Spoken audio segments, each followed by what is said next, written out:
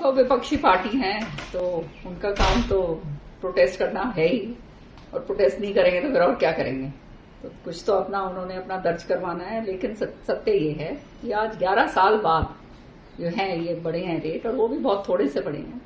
और जिसको जो गरीब आदमी है उसको तो इफेक्ट करेगा नहीं। 2 किलोवाट के ऊपर जो है कोई इफेक्ट नहीं है। हमारा कृषि प्रधान प्रदेश है हरियाणा, तो कृषि के ऊपर इसके ऊपर कोई इफेक्ट नहीं होगा।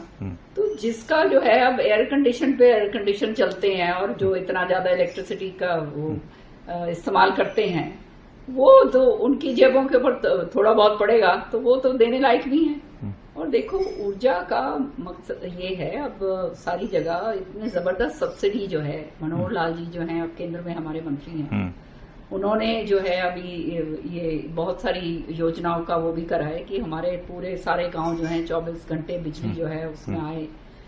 और साथ ही साथ ये जो है सब्सिडी इतनी जबरदस्त दी जा रही है फॉर ये सोलर एनर्जी के लिए। तो लोगों को इस तरफ जो है बढ़ावा करना चाहिए, क्योंकि आने वाले समय में फ्री में तो कुछ मिलने वाला नहीं है ना। तो जब आप अगर यूज करोगे तो उसका आपको पैसा भी देना पड़ेगा। खड़गरे जी का बयान आया है जो लेके संविधान को लेके, और कह रहे हैं कि हम ईट से ईट बजा देंगे, नहीं तो अगर बीजेपी ने कुछ छेड़ा तो इसको किस तरह से देखते हैं? ये केवल और केवल एक नौटंकी है। इनके पास कुछ रहा नहीं है, धरातल पे पूरी तरह से खत्म हो चुकी है कांग्रेस। और ये एक नैरेटिव इन्होंने बनाया था इलेक्शन के दौरान, ताकि एक समुदाय को भड़काया जा सके और उनकी वोट ली जा सके। और उसके बाद इन्होंने देख लिया कि ऐसे तो कोई है ही नहीं सच्चाई के अंदर।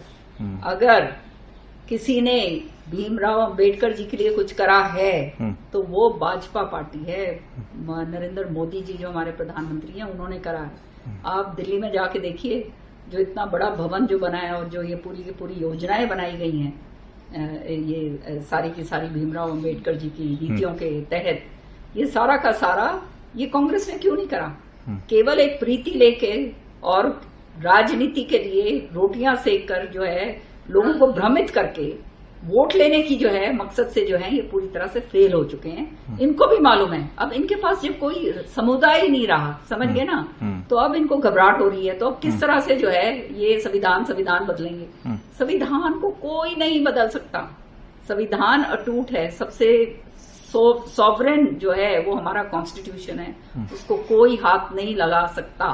और जो ये बातें कहते हैं वो केवल और केवल भ्रमित करते हैं, और जो है लोगों को समझ जाना चाहिए कि ये लोगों के हित के लोग नहीं है। उठा रही है। अब ये क्या ऑब्जेक्शन उठाना? अब मुझे ये बताइए, अब जो जिस तरह से लोगों की तनख्वाहें भी बढ़ी हैं या नहीं बढ़ी हैं, जो लोगों का जीवन स्तर बढ़ा, तो अगर ये जो है सरकारी सुविधाओं के लिए अगर आप थोड़ा सा पैसा और दे रहे हैं तो उसमें परेशानी नहीं होनी चाहिए किसी को।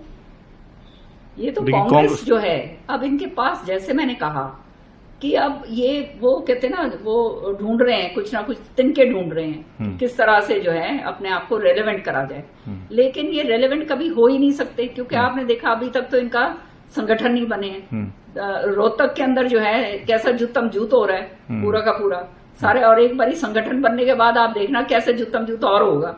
तो मैं तो इनको अंदर से अच्छी तरह से जानती हूँ। तो ये सत्य है कि जब कुछ नहीं रहता तब फिर ये हथकंडे जो हैं इनको अपनाने पड़ते हैं।